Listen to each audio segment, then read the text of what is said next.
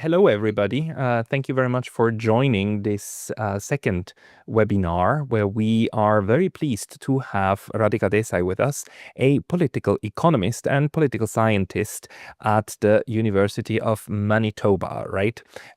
And Radhika, I will let you do the introduction about yourself, and then please also, of course, about your analysis of world affairs. Sure. So yeah, I'm basically a professor of political studies at the University of Manitoba, but I've always done politics in combination with political economy. And then in 2013, I published a book called Geopolitical Economy after U.S. Hegemony, Globalization, and Empire, in which I proposed a very different way of looking at world affairs, because none of the dominant approaches in international relations or in international political economy can really help us make sense of the world in which we live today. And so what I'll do is I'll just try to give you a flavor of my understanding. I've prepared a talk. So basically, and also the overall, and I feel that this perspective, which I would like to familiarize you over the next 30, 40 minutes, is really a better way of understanding why we are experiencing the kind of turbulence that we are experiencing in the world today, or rather, why we are experiencing the turbulence and why we are experiencing this kind of turbulence. Why is the U.S. so militarily aggressive? And also, it kind of also lines up with an article I wrote during the pandemic. Actually, I wrote a series of articles trying to understand what was going on. And one of them, which was kind of the end of the series, was entitled "The Fate of Capitalism Hangs in the Balance of International Power." So it's a broadly Marxist approach, but at the same time, I'm also very critical. Marxists are, of course, critical of bourgeois theories, mainstream theories, but it is also critical of much of what passes for Marxism today. So that's a sort of preliminary. So obviously, in trying to understand what's going on today, one of the problems is very often people think in terms of single causes, and many of them are extremely powerful, no doubt, but it is not the correct way of thinking about it. So while, of course, the military-industrial complex is extremely powerful, it's not the sole explanation. Or the Israel lobby, again, very powerful, but not same explanation. So really, we're talking about approaches. But when we get to approaches to the study of world affairs, international relations, whatever you want to call it, none of the major approaches that prevail in international relations and international political economy actually work. So let's take them very quickly, one by one. Realism, of course, to me, it has always, this idea that all countries will be equally aggressive militarily and they are all seeking to expand power, has always been a cover for understanding U.S. aggression, U.S. Expansionism, etc., etc. Nor can it really explain why so many of the problems today emanate exclusively from the United States.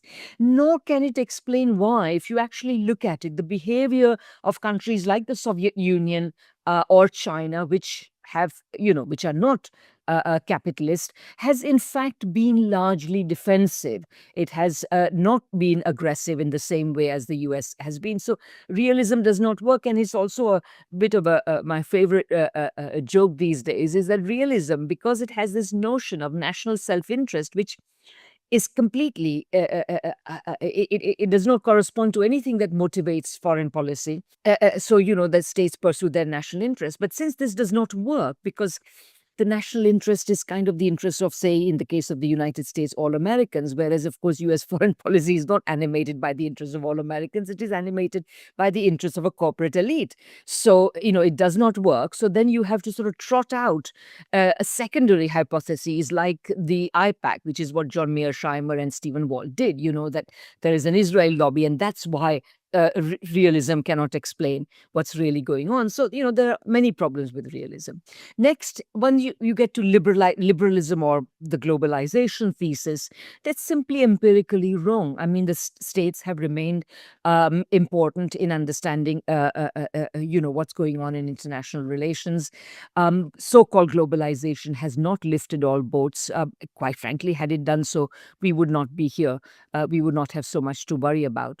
Um, and of course, historically, I mean, free markets and free trade have never promoted prosperity. Indeed, as I'm about to explain to you, the only way to understand the dynamics of world affairs is to understand this fact that free markets and free trade do not produce development and growth and progress and so on.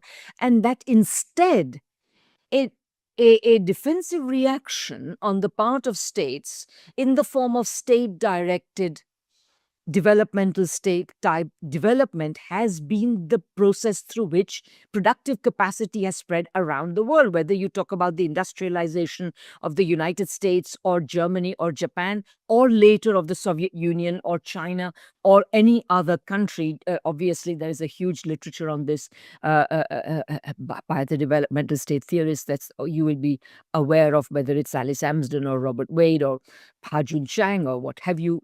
That makes sense. And even Keynes, I mean, I don't have very many quotes here, but even Keynes pointed out back in 1934 in his National Self-Sufficiency, he says, we are pacifists today with so much strength of conviction that if the economic internationalist could win this point, he would recapture our support.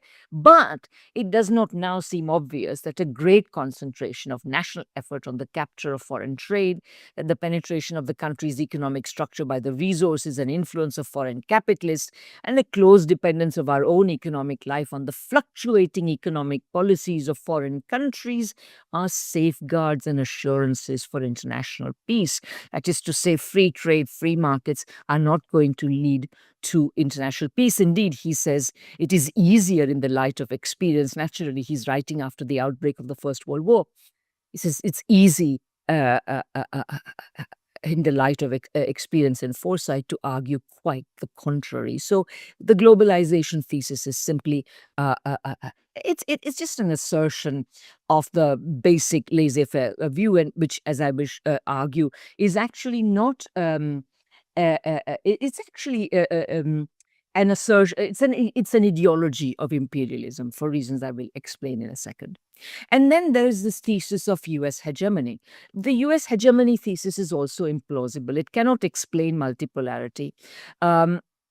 It cannot explain the relatively peaceful rise of countries like China or other countries, in its own time, Russia, amid the chaos created by US and Western decline. So also the hegemony stability thesis also requires us, or the way in which people argue that the US remains hegemonic despite great evidence to the contrary is to say, well, I'm looking for across the horizon, where is the new hegemon? There is no hegemon, so the US will remain hegemonic. This is not such a good argument. Indeed, and I'll explain what mine has been. But this search for new hegemons is completely fruitless. And also, as I've shown in my own writing, the purpose of hegemony stability theory was to somehow theorize the US role in the world. And despite the great erudition of writers on hegemony stability, particularly the erudition of the world systems writers like Immanuel Wallerstein, Giovanni Arrighi, etc., their theoretical framework cannot explain the main case that they're supposed to explain, that is the United States. Whatever they say is true of the Italian city-states or the Holland or Britain, does not apply in the case of the US. To take just one example, the idea has been that capital flows in the declining phase from the declining power to the rising power, whereas the United States, of course, is absorbing capital from around the world at a great rate of knots. So in its period of decline, which they say it is in. So So while I agree that the current US aggression is animated by a decline of US power, I do not agree that the US was hegemonic. The assumption that the US is hegemonic prevents us from understanding the recent past, and I would say the effective past of our own time. That is the past that is still relevant to understanding where we are at today. Now, having said all this, I don't wish to imply that scholars who are working in these approaches will never get anything right, that they will never be able to rise above the limitations of the approaches that they are working within. Individual erudition and intelligence will always, exceed the limitations of these approaches. But what I am saying is that they're working with the wrong tools. So I would say this is the important thing to remember. So my own view, which is based, the one that I'm about to elaborate, geopolitical economy, is also based on a larger critique of 20th and 21st century organization of knowledge. And what I take to be central to this is the emergence of neoclassical economics beginning in the late 19th century, and then the creation of a kind of social scientific division of labor around it, beginning with Max Weber, who was originally trained in economics, and he created this separation of economy and society. And then around it, we have the rise of other social scientific disciplines, political science, and what have you. And the interesting thing is that each one of these disciplines takes the narrative of neoclassical economics, which is that capitalism can be, should be a self-regulating system, which does not need state interference, etc., etc. This narrative is largely taken to be true by the other social scientists.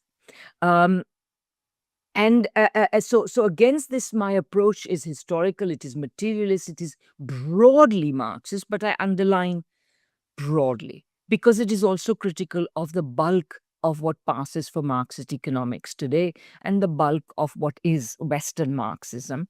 And this is primarily because, as I've shown in a number of writings that I've done, from a very early point in time, Marxists also ended up, rather than, when neoclassical economics emerged, and in many ways it was directed against forces like Marxism, socialism, etc., instead of taking up cudgels frontally with it, apart from criticizing neoclassical economics for ignoring the exploitation of labor, for the rest, the Marxist economists were always trying to fit Marxism into neoclassical economics. But if you consider the fact that these are completely antithetical disciplines. For example, value has no place in neoclassical economics. Marxists do not think that there is a separate sphere of the economy. They understand it as political economy, class relations, etc., etc.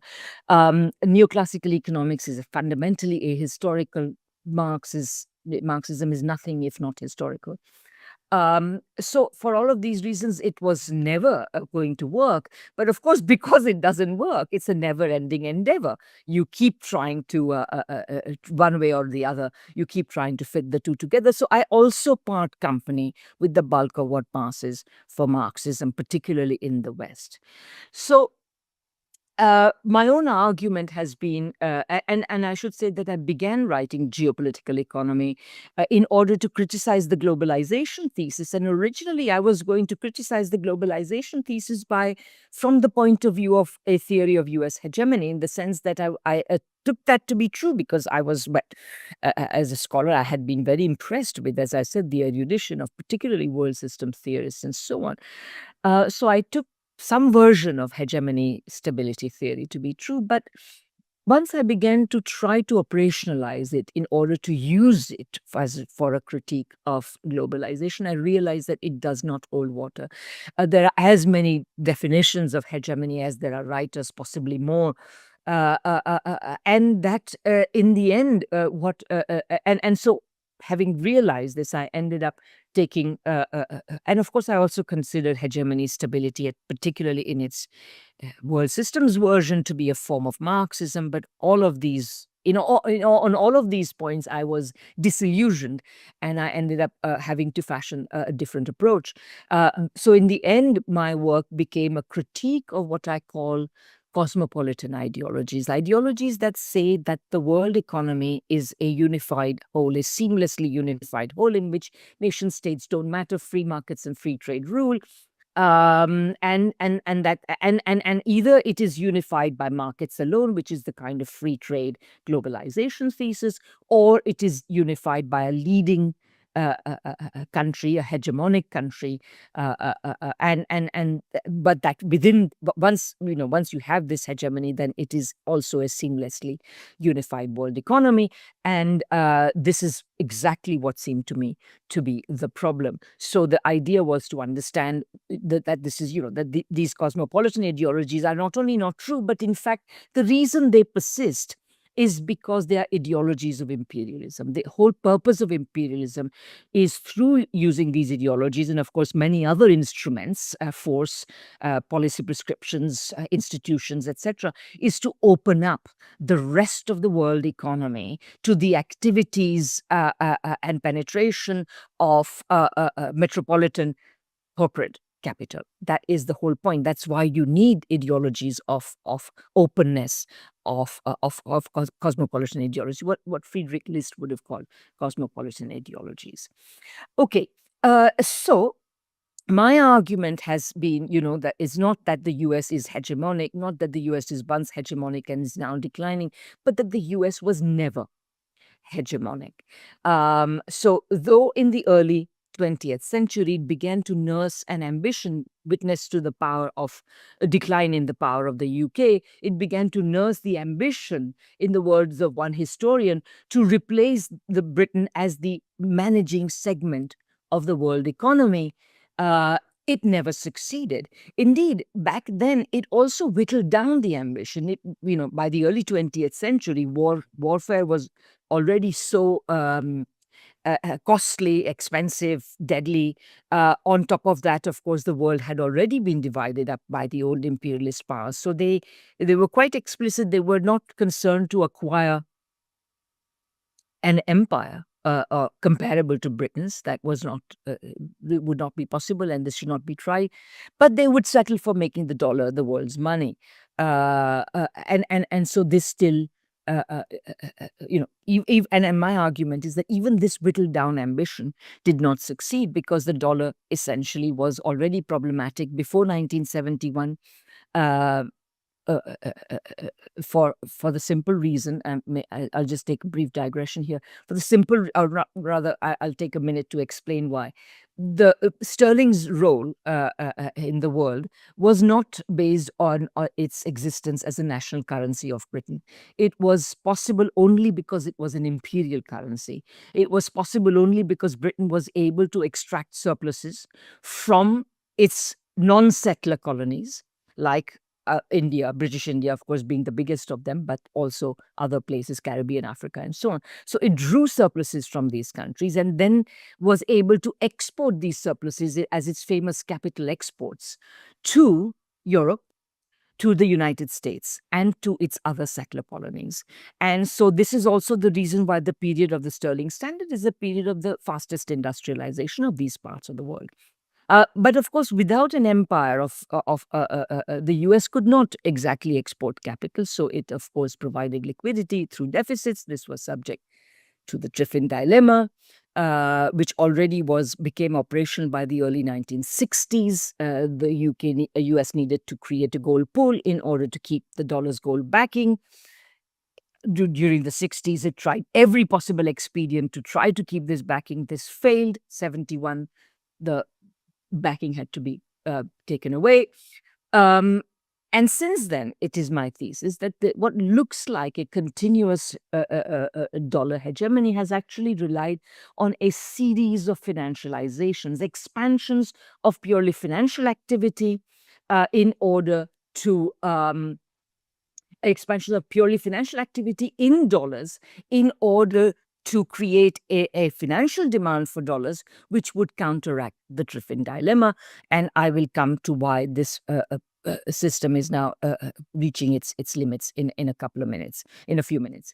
Okay, so this understanding of capitalism, this understanding of world affairs is based on an understanding of capitalism as being fundamentally contradictory. It's a which we can go into if you like, but I don't want to bore you with a lot of Marxist theory, but it is a contradictory system, and the state is necessary in this system is constantly required to address the contradictions, to manage the contradictions of capital, whether through domestic actions, whether it is concessions to the working class or repression of the working class or regulation of capital or what have you, expansion of demand, blah blah, etc., or through international actions. And those international actions, of course, take the form of imperialism.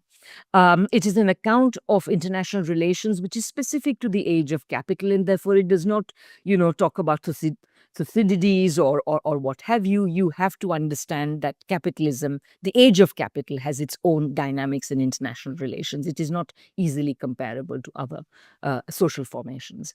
It is capitalism being contradictory, therefore it is spatially imperial, and chronologically it has its own history. It does not stay the same because each contradiction requires some new intervention which then changes it, and so on.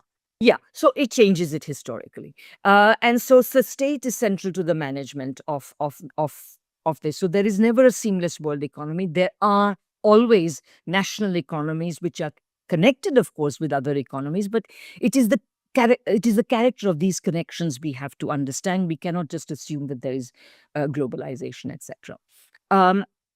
So and this and now I'm just going to shift to imperialism, because that's what and imperialism. So geopolitical economy places imperialism at the heart of understanding international relations, which, you can take our international relations anywhere in the world, but they will not talk about imperialism as being central, but that is what is central. Now, imperialism requires two sets of things from the subordinated periphery. Capitalist countries require two sets of things. Number one, they require, of course, the subordinated periphery to accept its excess commodities and to accept excess capital. And on the other side, it requires from the subordinated periphery cheap goods and cheap labor. But these two sets of needs are contradictory, because on the one hand, the periphery needs to be prosperous and stable enough to accept excess commodities and excess capital, and it needs to be poor enough to yield up its raw materials, its intermediate goods, its wage goods cheaply to the imperialist countries. So this contradiction has its own history, which again I can't go into in great detail, but essentially, so that's one set of contradictions. And then there is another one, which is that, of course, the rest of the world is not going to take imperial subordination lying down. They know that imperial subordination involves essentially the denial of development.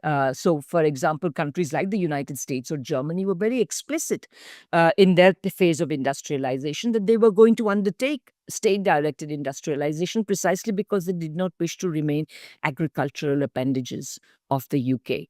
And so back then, this, and yeah, anyway.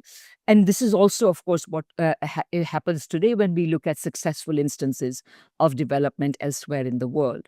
So this means that the dynamic of international relations, what Trotsky called uneven and combined development, is primarily about development of. So again, this is something that is not talked about. International relations talked about in terms of military power, diplomatic power, etc., etc., but it is primarily about developing your society, structurally transforming it in order to create industrialization, etc., etc. Imperialism demands that there should be complementarity in the high value producing between the high value producing economies of the imperial core and the rest of the world. The resistance to imperialism rejects this complementary role and says we want to achieve similarity in terms of economic power and so on. So this is really what it's about. And I should just as another point, I will simply add that capitalism also in this understanding, you also have to understand, I said before, that capitalism has its own history. It is not just established and then remain the same. And the way Marx envisages this history, which I find very plausible, is that capitalism, which requires competition as fundamental to its dynamic, this competition eventually leads to monopoly. Because in the process of competition, the weaker enterprises are competed out, and of course the successful enterprises become larger and larger. So capitalism was indeed already arriving at its monopoly phase while Marx was still alive, and Marx wrote about this. And so he said that once capitalism arrives at its monopoly phase, it will have become ripe for socialism. This is an interesting point, which not even the monthly review people who write so much about monopoly, Brown, Sweezy, etc., they don't pick up on, which is really quite interesting. So, and in a certain sense, I would say that this has, broadly speaking, turned out to be true. So my idea is that the world, my argument is that the world economy had already become multipolar in the late 19th and early 20th century with the industrialization of the second bevy of powers in the face of British domination of the world market, Germany, United States, Japan, etc. And their industrialization had already made the world multipolar.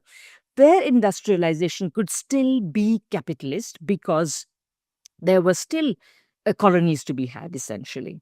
And of course, the inter-imperial competition between them gave rise to, issued eventually into the First World War. And this inaugurated, I love Arno Meyer's term, the 30 Years Crisis, because of course the two world wars were umbilically connected with one another. The First World War did not settle anything, so inevitably you had a Second World War. So this is a big 30 Years Crisis in the early 20th century, and this was a joint crisis of both capitalism and imperialism. And since then, both have been declining, not obviously in any kind of linear or even very obvious way, but nevertheless declining. Imperialism, because of course this was the peak, the 30 Years Crisis was the crisis of imperialism, in which imperialist powers, of course, went to war with one another, more or less destroyed one another quite significantly. It was also in this context that that socialism arrives on the historical scene, because after this point, there is no way of developing in a capitalist fashion. The only way you can develop is through some kind of planned industrialization of the sort attempted in the Soviet Union and China today. And that is why, accepting countries like South Korea or Taiwan, there has not been, which are of course front lines of against communism, etc., front lines of imperialism, you have not had significant industrialization, successful industrialization anywhere except under socialist auspices. Of course, it was a crisis of imperialism in another sense, in the sense that the anti-imperialist, anti-colonial forces became more powerful in this period, so that by the time this period ended, by 1945, it was very clear that decolonization was inevitable. And very interestingly, and this is something that I've been insisting on more and more, is that to resolve this crisis, if you consider, it's one of the historical ironies that in order to resolve this crisis, you needed the forces of communism. The crisis created by capitalism and its imperialism could not be resolved without the intervention of socialist forces, of the Soviet Union and of Chinese communist forces and communist forces of other countries in that region. So both a victory in Europe and victory against Japan were required these forces, which also paid the heaviest price in terms of lives, etc. So, and then capitalism is also declining because, of course, you have the Great Depression in the middle of the 30 Years Crisis. You have people like Alvin Henson coming up with the secular stagnation thesis.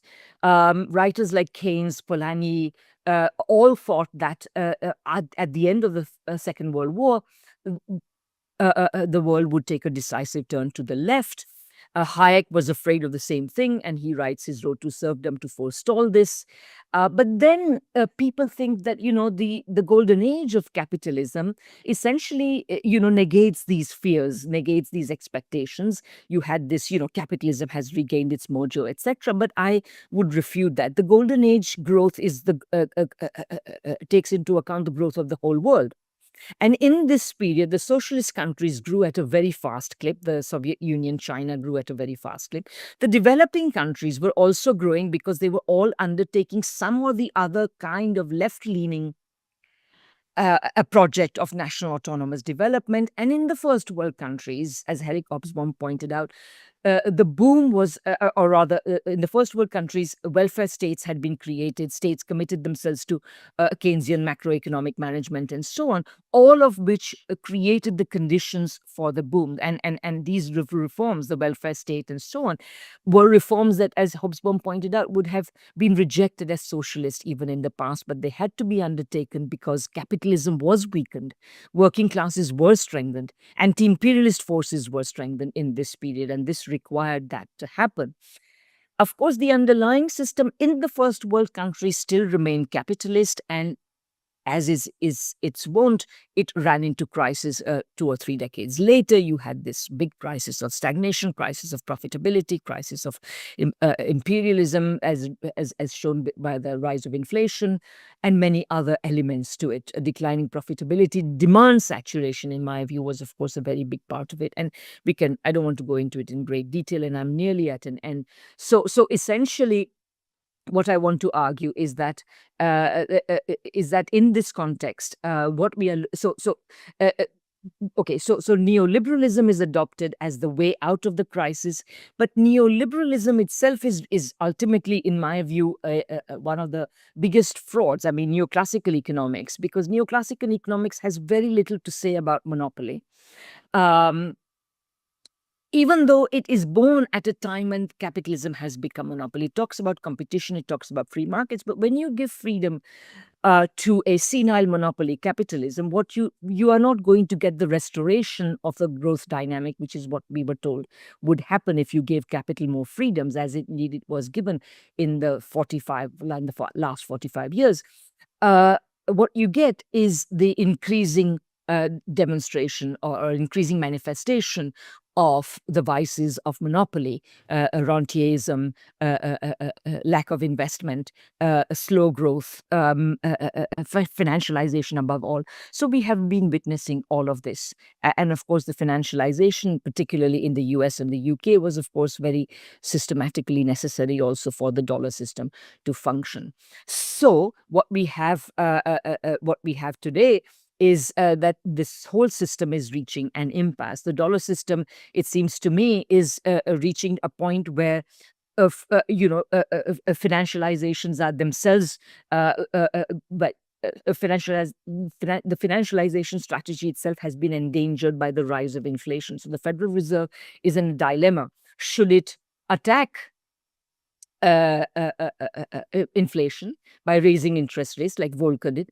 If it did so, it's going to prick the financial bubble, the everything bubble that the US economy now has, which is, of course, going to have serious consequences for the dollar system. Or it will tolerate inflation, which is indeed what many people say it is doing.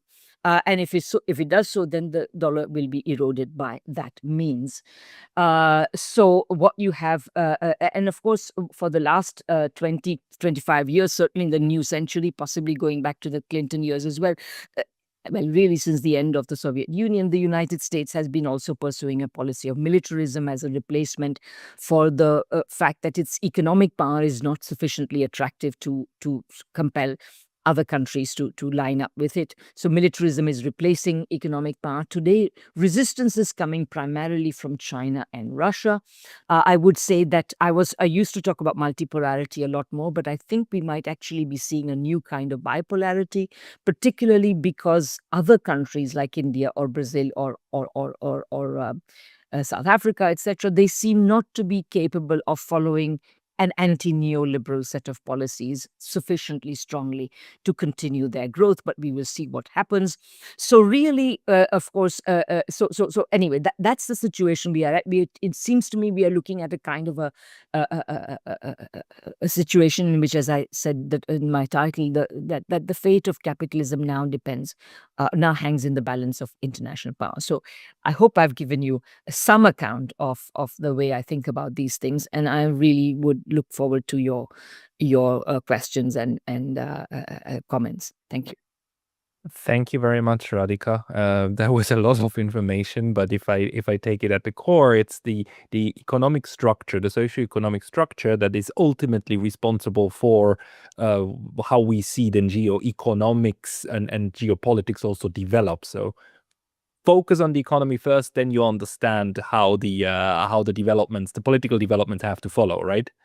Yeah, or alternatively, it's not politics and economics are not separate.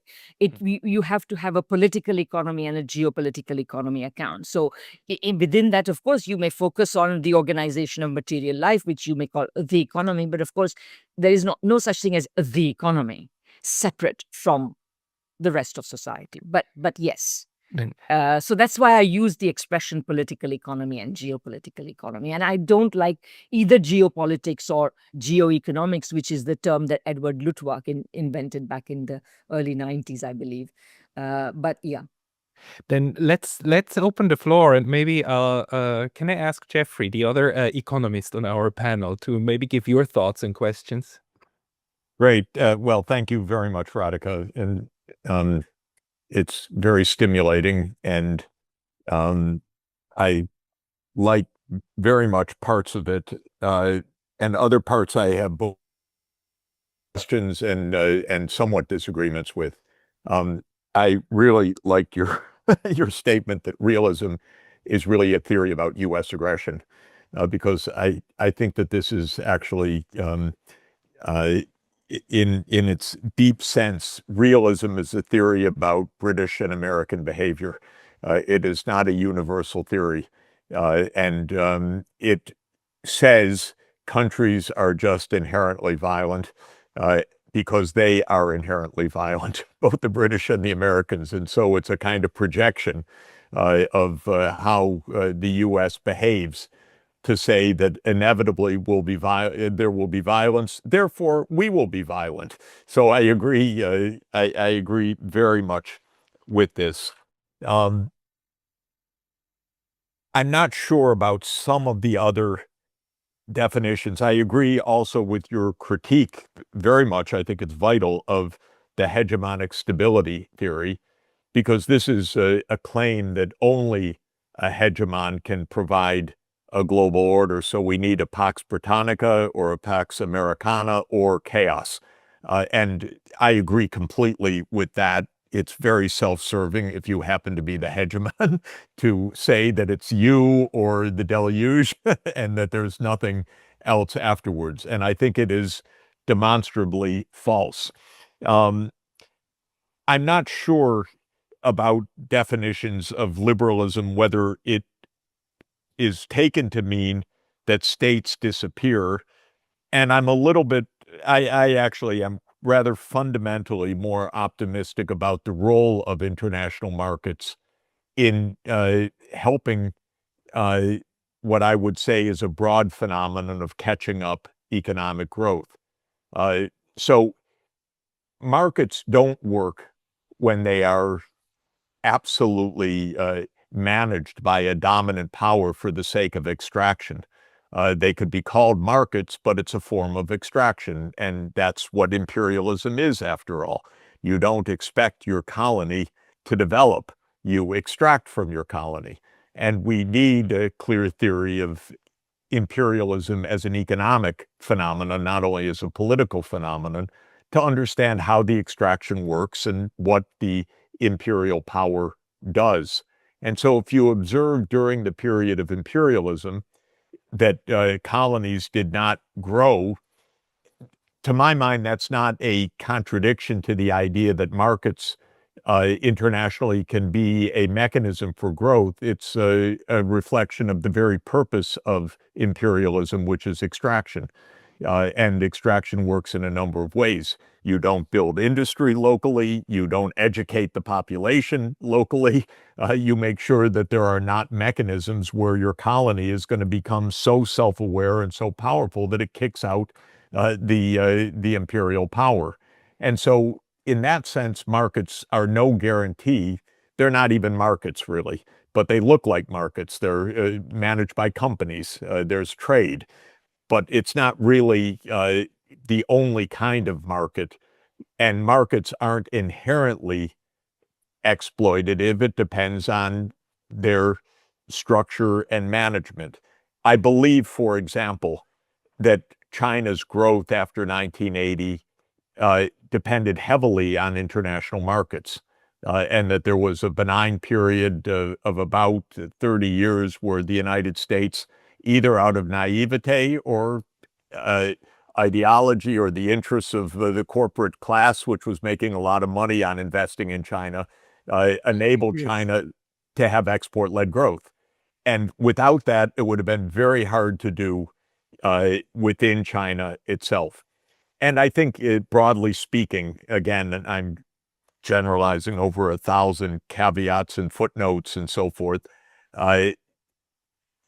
Japan's industrialization at the end of the 19th century, which was it turned into a militaristic, imperial, and even fascistic industrialization, was in some important sense supported by external markets from the Meiji Restoration onward. Japan's recovery after the 1950s, which was under a U.S. security umbrella, similarly with the so-called Asian tigers, which was, again, to an important extent in a very supportive U.S. security environment, was really export-led growth in an important way, and enabled specialization, upgrading technology, doing all the things that it's supposed to do. So I don't want to dismiss the idea of specialization, markets, trade, but I also absolutely agree that they come in many varieties and forms, and they can be completely exploitative. They can be a veneer of power. They can be a reality of growth. And for example, as China became as successful as it has become, the United States turned absolutely hostile to its free market ideology. So it started to recognize in 2010 something's going wrong. This is not what we want. We want a subservient China, not a successful China. Now we have to, quote, contain China. And so the supposed free market ideology turned out to be a thin veneer once it was realized that this was a threat to U.S. Delusional hegemony, I'll say. And one more point that I would disagree with, which is when you describe the world as multipolar in even 1910, I think you said, or around then, it was European imperial, I would say. Of course, we don't disagree on that, so I would just use the word differently. From my dating, the way I date things, the period from 1750 to 1950 was the European imperial age. I think it was incredibly nasty, incredibly vulgar, incredibly destructive, and that the middle period, 1910, was a competition of empires in Europe, but I would not call that multipolar. I would call it intra-European competition. But what I like about multipolarity today, and maybe this is just semantic, but just to clarify, that there really is a China, there's an India, there's a Russia that are absolutely thumbing their nose at the United States and saying, we're not part of your system. And that's, for me, multipolarity. The Western dominance was the age of Western imperialism, and in some sense, it ended at the end of World War II, with the United States becoming an empire of a different sort, of course, but with enough sovereignty in India and China and other places that they could achieve a development outside of the U.S. Security state. So not as vassals as the United States assumed they would be. The other thing I would say, just in terms of again, this is kind of classification and language. I would not say that all countries have, if I heard you right, but maybe I didn't, have had socialist industrialization, that have industrialized. The idea of a free market economy is a comic book, and always has been a comic book. Even in the height of free market ideology of Britain in 1850, of course, the East India Company was not a free market. It was a private army backed by a public army. And so there's never been, and I think Polanyi made the point, though there was claims and maybe even aspirations and ideologies of free markets. It's impossible. And no one would live in such a ghastly society, and nor could it actually be imposed. And it's also true that there's industrialization, period, always has been both private capital and public power together in many ways. So there's never a pure market system. But there's a difference, really a difference, of the Soviet Union in its heyday and Japan, for example. Japan was private capital in a one-state system, but it was private capital. And China has a lot of private capital. It's got a lot of state capital, too. The Soviet Union really was an excess. It was the idea that it would be state ownership and state planning, period. Whereas all successful countries, I'll say, are mixed systems of state and private, and that one is a cartoon to say it's all private. That's never been the case. And on the other hand, although in good Marxian view, which I believe in, the state may be the handmaiden of the private capital, but you still need the state to build the infrastructure, to provide the naval power and other things. So it's a mixed system. Whereas the attempt of the Soviet Union, which I happened to witness firsthand, of doing it all, because they really did in the end, by accident, go to an all-state system, was not a great success. It really was a mess by the end. And so I'm a believer in a mixed economy. I rather like Gershon Krohn's observation in 1952 that the later you come, the more you need the state to protect you from the outside predation of existing power and to catch up faster. And I think that was a really smart observation of Gershon Krohn, that you get more state later, partly because you understand, Britain really did stumble along in gradual development for a century and a half. Of course, the state was always there, but it was 2% growth. Whereas if you want to grow at 5 or 10%, you really need the state for sure to achieve 5 to 10% state growth. So I rather use the mixed economy idea, that we need that, and that all successful development is mixed economy. Then I'm a cosmopolitan, so I just want to take on that issue before I turn it back over to you, which is, I don't believe that nations go away, of course. This is, you'd have to be a fool. And I don't believe that nations or cultures or localities or ethnicities don't matter, of course. But I do believe in this idea of subsidiarity and governance at all scales. So I like the UN. I like regional bodies. I like national bodies. I like local bodies. I do not want the UN running my school system or paving my road. On the other hand, I don't want the nation state to decide on climate change. I would rather have a supranational framework in which we are trying to fix the atmosphere of the planet as a whole. So in that sense, I believe that what we should be always describing in a constructive and in a constructive approach or a normative approach is that we need governance at all levels. And I like the subsidiarity idea, which is leave it closest to the local level that is feasible with the success. But when it comes to nuclear arms, the oceans, space, climate, I want a UN. And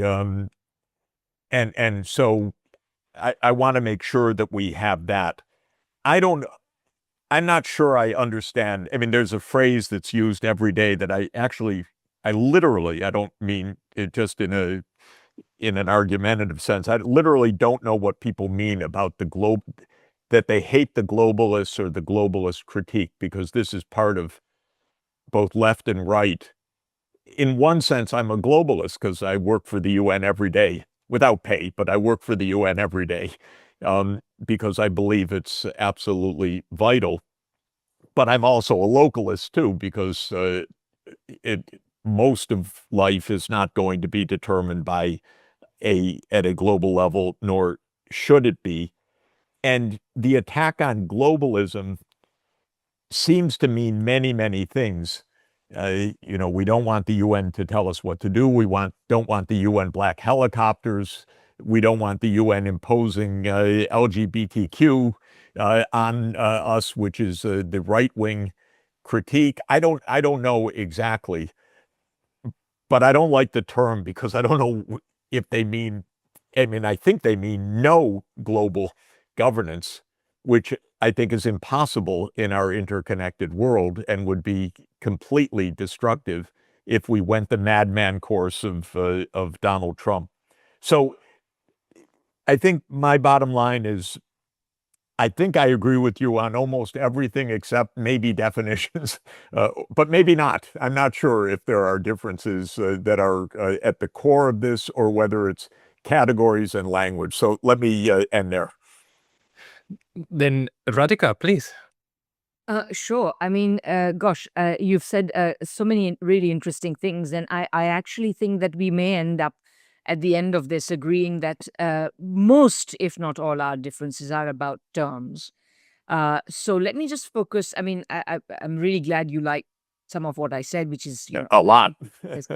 Great. And so let me just say that I mean, at one level, let me say I agree with you in very substantially about what you're saying about markets. But it seems to me what you're saying about markets is, and you said that the idea of a free market economy, you agree with Polanyi. It's a comic book thing. You agree with Polanyi. Markets always embedded. Great.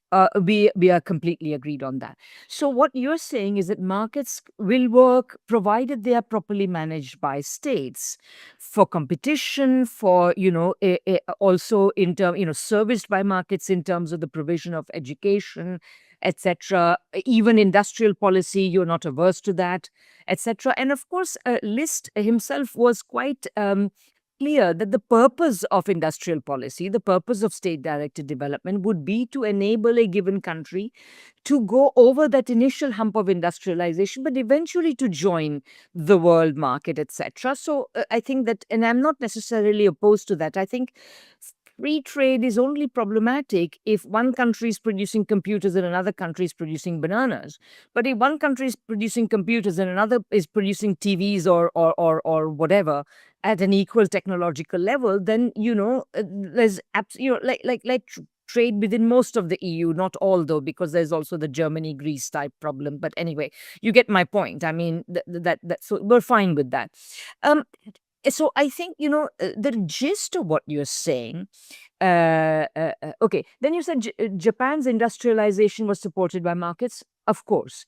But also, interestingly, Japan undertook a form of export-led industrialization, which had actually two consequences, interestingly. One is, of course, that it relied on an external market, which then means that you are essentially deindustrializing another part of the world. And also, when you engage in export-led industrialization, you actually don't give a fig about the material living standards of your own working class, because they are not your consumers. And I think that that's my main complaint about export-led industrialization. I think that you have to have a form of industrialization in which, as Henry Ford said, your workers should be able to buy. And, it is interesting that Henry Ford as a phenomenon emerges in this period when the United States, in this early 20th century, when the United States is already coming up against the difficulty of lack of markets. So it is not surprising that, not that I agree with Ford on everything, but he was a thinking guy in his own way, and he figured this out. So that's good for him. Anyway, so that's one thing. The second thing I would say is that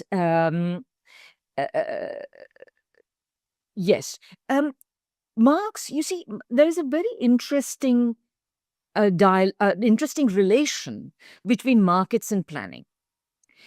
Because what is a firm? A firm is planned production. So you have so firms exist as little structures of planned production within markets. But of course, once you get monopoly, more and more of your economy is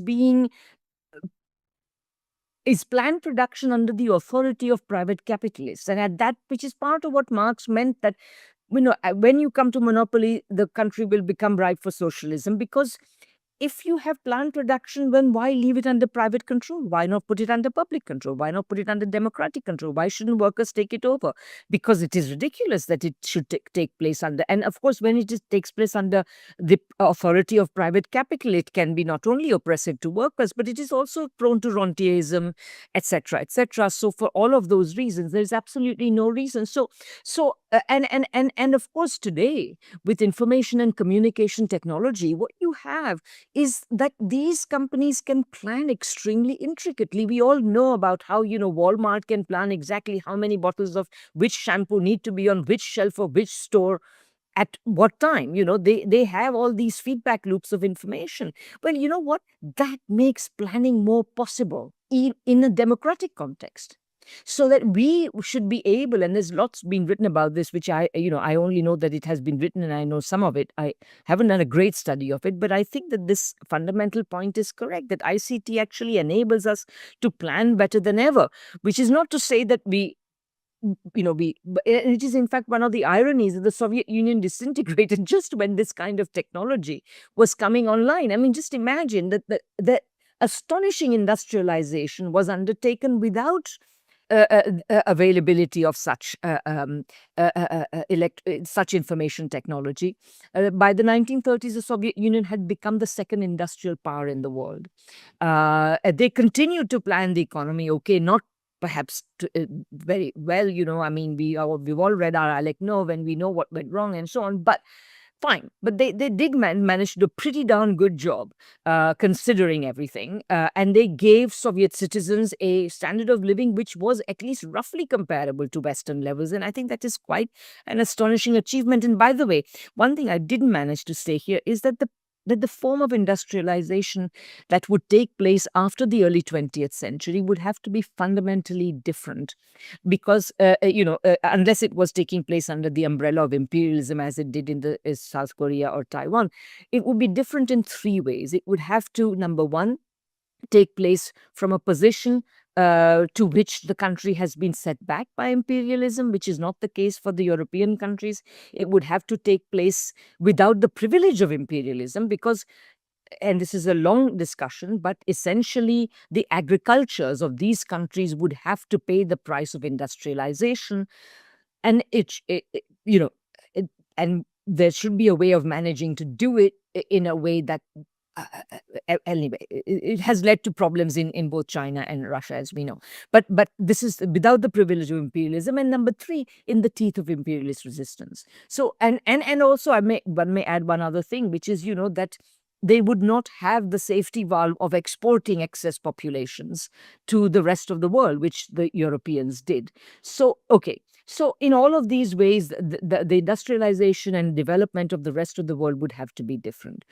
Okay, on your point about multipolarity, I mean, Okay, you are saying that up to 1750 to 1950 is the European imperial age, but it is in this period that the US industrialized, Japan industrialized, two non-European powers. So that, I call it multipolar simply because these guys were competing with one another. But being capitalist powers as they were, their competition had certain consequences. Today's multipolarity will not have the same consequences because the powers that are now emerging are not other capitalist imperialist powers. But that's something else that we can discuss. And this is another reason why you need something like geopolitical economy, because you take seriously the idea that the dynamics of capitalism are the main determinant of foreign policy as far as the imperialist countries are concerned, as far as the successful capitalist countries are concerned. And all the trouble in the world has emanated from one corner, as Glenn calls it, what is it, the peninsula of Asia or whatever it is, it has emerged from this one corner. I agree with you, what you said about the East India Company, etc. Polanyi markets are embedded, etc. Although, very interestingly, Polanyi's ideas are always read as if, there is a yo-yo between embedding and disembedding. We will have, free markets and then there'll be a reaction, etc. This double movement. But actually what Polanyi was saying in the Great Transformation, if you think about it, read the first sentence of the Great Transformation. What does he say? 19th century civilization has collapsed. And what he meant by that is that the conditions under which this yo-yo of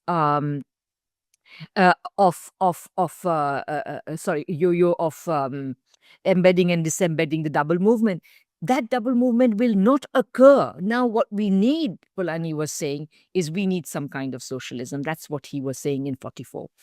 Okay. I agree with you. Now, on state and market, I will simply say that really it seems to me the issue is, particularly given that markets left to themselves, if they are left to themselves, but even when they are not left to themselves, within a capitalist context, they will lead to monopoly. Then monopoly corporations will dominate the state. Really, the issue is, does the state control the corporations or do the corporations control the state? And to me, once you have the state controlling corporations, you can all sorts of possibilities open up. You can have more or less planning based on the context, the need. You can be quite pragmatic about the boundary between plan and market, etc. And I think I think you probably agree with that. Cosmopolitanism. Yeah. Okay. And what's wrong with globalism? I actually was allergic to the term globalization, global this, global that, even at the beginning. Like, I said, what's this about? I mean, the states, because you see, the globalists did claim that states have become irrelevant. It was a reassertion of a certain type of cosmopolitanism. So I say, what are they talking about? And I also feel, and I used to say globalism is wrong, but now I say that globalism, whatever, it addles your mind. It prevents you from asking the right question. Let me give you a small example. The 2008 financial crisis, everybody calls it the global financial crisis, but there was nothing global about it. It was a North Atlantic financial crisis. It was a financial crisis in which idiotic Europeans, I'm sorry, but invested in the toxic securities. I mean, apart from Americans and the British, the Europeans invested in the toxic securities generated by the American financial system, and they suffered as a result. But everybody else, apart from suffering a sharp but short trade shock, sort of eventually, got up, dusted themselves off, and continued growing for quite a few years late. So in that sense, it was not a global financial crisis. And these terms encourage you to think you know something, when in fact you ought to be investigating its actual patterns. Where is FDI going? FDI is not going all over the world. Where are portfolio investments going, etc. You need to investigate the actual flows. What is the shape and form of them? When you use a term like globalization, it prevents you from asking all the right questions. Why do the global, why, and this is well before the hatred of globalism came along. That actually is simply, honestly, a result. I mean, to me, it's like my simple line on that is that Trump, what's interesting about Trump? Why did Trump win 2 elections? Because he figured out that you can no longer win elections by telling Americans that their economy is doing fine. He figured that out. But then, of course, because he wished to serve the same corporate capitalist class, except even a wilder wing of the corporate capitalist class than the normal ones. He then had to accompany this truth with a second lie. And the second lie was that your misery is because of trade, because of China, and because of immigrants. And so he encouraged this anti-globalism. But the thing is, it was never global in the first place. As lots of very interesting people pointed out, even back in the 90s and the 2000s, what passes for globalism is an increase in regionalization. And that is not necessarily a bad thing. I mean, why should you import something from 5,000 miles away when you can import it from 500 miles away? So, that's one thing. Other than that, I'll just say one thing, which is that, I find that you mentioned India in terms of its growth and so on. I really feel that I take very seriously the fact that, India right now has to be treated with a great caution. Its growth statistics, and economists who know better than me and are better statisticians than me have shown this, that its growth statistics are cooked. And if you actually looked at not cooked sounds bad, but they're based on certain faulty methodologies which have been adopted in about 10, 12 years ago. And these methodologies are exaggerating India's growth rate. And the primary problem, it seems to me, is that because they have, like all fascists, I'm sorry, but like all fascists, they destroy statistical capacity. So what they're doing is, instead of measuring actual economic activity, they are taking corporate activity as a proxy for the whole economy. But precisely this is a problem in a situation in which for the last 10 or 11 years, Modi government has prioritized the welfare of corporations above everybody else, so that the rest of the corporate economy is flourishing. Everybody else is suffering. And this is not a good economy. It is, in fact, a horrific economy. If you're one of the 3 to 5% of Indians who are doing okay, life's never been better. Everybody else is suffering. So, and there are no, at least in Brazil, you have like the PT. In India, we yet do not have such a force, which is a big problem. But okay, I'll end there. Then I would ask maybe Jeff to quickly respond, and then anyone else who wants to add something or ask something. Great. I'll be very brief. We have a lot to continue the discussion, but I have to go, and I think Radhika has to go also. So I'll be very brief. First, there was a finance minister in Chile under Pinochet who said, "I don't care whether we produce potato chips or computer chips. The market will determine that." Well, that's the wrong idea. We agree on that completely. Producing potato chips is not your way to success. Producing computer chips is a much better way to success, and that requires the state to play a role in this. That's number one. I think in the next round of discussion, I would add a lot more about the dynamics of innovation. China, for example, is an enormously competitive economy. They have had up to 400 electric vehicle producers. It's now being shaken down to perhaps a couple of dozen. But it's that competition, really a market competition, that has enabled China to come to the forefront of the world in electric vehicle production. Similarly, in solar power and many other things.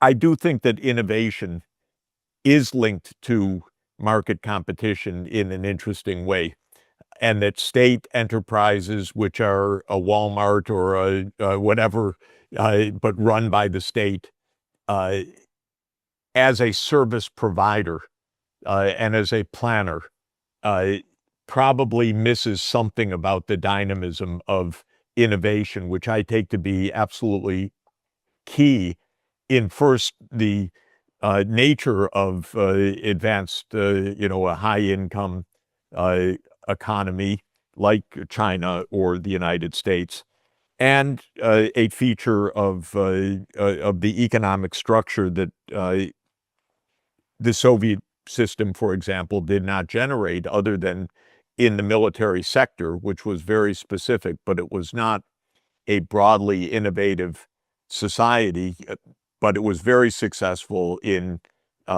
one narrow range, which it devoted an enormous amount of resources to the military-industrial complex.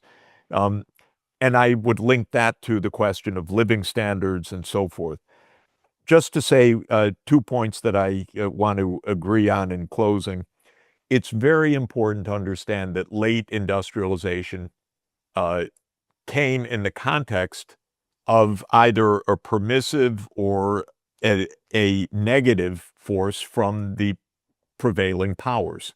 So the growth of industry in East Asia in the 1960s was in a very permissive U.S. security environment for a number of smaller countries and for Japan.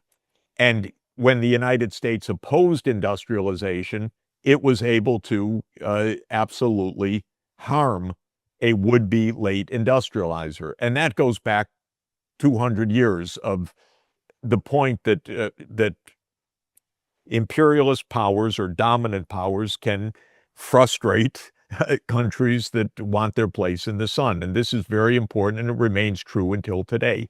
So I think that this is a very key point of analysis, which is completely overlooked by economists, by the way, in almost as a occupational, deep occupational trained failure. Everything about economic performance to neoclassical economics is about how you behave, not how anyone opposes you or supports you. And so failure means you're bad, whereas it could be you're killed from the outside. So I think this is extremely important. And then the final point on does the state control the corporations or the corporations control the state? In the United States, the corporations control the state. This is quite clear. It's really very Marxian, and it's very true.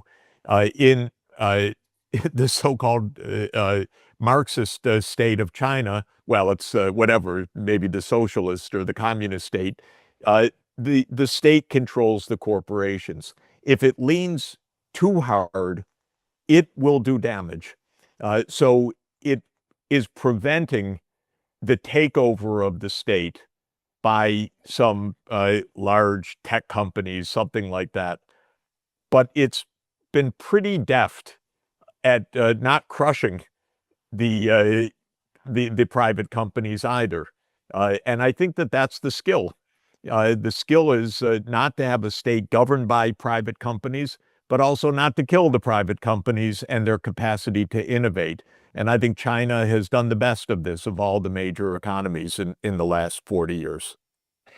Then thank you. I just want to add one thing very quickly because I know you have to go. But I've recently written a piece exactly on the issue of innovation, and I'd love to share it. It's not Wonderful. published yet, but I'm happy to share because it's basically the title says it all. Really, how DeepSeek exposed Silicon Valley's sci-fin-fi model of innovation. Sci-fi, but add finance to it. We've Yeah. seen this movie before. It happened in the late 90s, and we're seeing it again. So this, I would like to poke a few holes. I mean, I don't disagree, about how China has innovated, but the Soviet Union also had many innovations to its credit. It was also capable of innovating. So there are different models of innovation, basically.